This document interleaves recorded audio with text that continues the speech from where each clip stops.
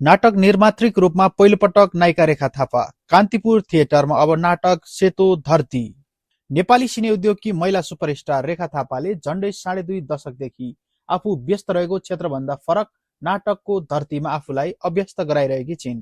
कान्तिपुर थिएटरले दीपक सिन्जालले लिखित मीराबाट रेखा थापालाई नाटकमा डेब्यू गराएको थियो। अब भने नेपाली साहित्यको चर्चित तथा मदन पुरस्कार विजेता कृति सेतो धरती नाटकको रूपमा मञ्चन हुने भएको छ। अमर न्यौपानेद्वारा लिखित यो उपन्यासलाई कान्तिपुर थिएटरले रंगमञ्चमा उतार्न लागेको हो। विशेष कुरा त के छ भने यस नाटक मार्फत नायिका रेखा थापा पहिलो पटक नाटक निर्मात्रीको रूपमा प्रस्तुत हुँदैछिन्। उनी कान्तिपुर फिल्म एकेडेमीसँग सहकार्य गर्दै सेतो धरती नाटक मञ्चनको तयारीमा अघि बढेकी छिन्। रेखा थापाको अनुसार केही वर्ष अगाडि लकडाउनको समयतिर नाटक गर्ने प्रस्ताव आएको थियो, तर व्यस्त दैनिकीको कारण उनले त्यतिबेला नाटकको लागि समय दिन सकिनन्। त्यतिबेला नाटक क्षेत्रमा प्रवेश गर्ने सोच पनि बनाएकी थिएनन्। ठूलो पर्दाको आकाशबाट रंगमञ्चको धरतीमा पाइला टेक्दा उनले बिल्कुलै फरक उत्साह र अनुभूति गरिन्। यही अनुभवको कारण उनी नाटक निर्मात्रीको रूपमा अघि बढ्न प्रेरित भएको बताउँछिन्। सेतो धरती अमर न्यौपानेको सामाजिक यथार्थवादी उपन्यास हो, जसले बाल विवाह र विधवाको कठिन जीवनलाई मार्मिक ढंगले प्रस्तुत गर्छ। उपन्यासको कथाको मुख्य पात्र ताराको जीवनमा आधारित छ, जसले बाल्यकालमै विवाह र बाल विधवाको रूपमा जीवन बिताउनु परेको छ। तारा गाउँमै खेल्दै बढ्छिन् र 7 वर्षको उमेरमा विवाह हुन्छ। त्यो बेला उनलाई विवाहको अर्थ समेत थाहा हुँदैन। थोरै वर्षपछि उनका पति बनारस अध्ययनको लागि गएको बेला निधन हुन्छ र उनी 9 वर्षको उमेरमै विधवा हुन्छन्।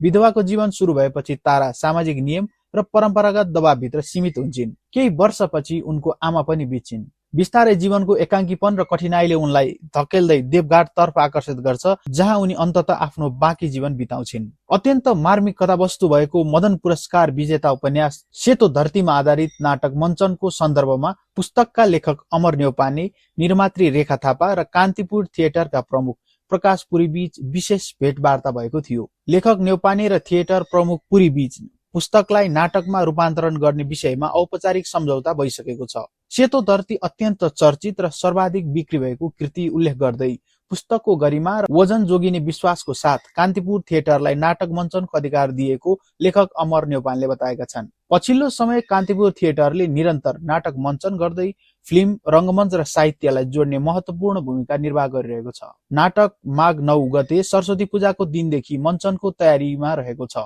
निर्देशक तथा कलाकारबारे जानकारी चाँडै सार्वजनिक गरिने जनाइएको छ। पाठक मात्र होइन, रंगमञ्चका दर्शकले पनि सेतो धरती उपन्यासमाथि आधारित स्वादिलो नाट्य प्रस्तुति हेर्न पाउने अपेक्षा अब पूरा हुने भएको छ। नेपाली साहित्यमा अत्याधिक बिक्री हुन सफल यो कृतिका पात्रहरू रंगमञ्चमा कसरी जीवित हुनेछन् भन्ने चासो स्वाभाविक छ। साथै चलचित्र क्षेत्रमा सफल नाम बनाइसकेकी रेखा थापालाई पहिलो पटक नाटक निर्मात्रीको यात्राको लागि अग्रिम शुभकामना।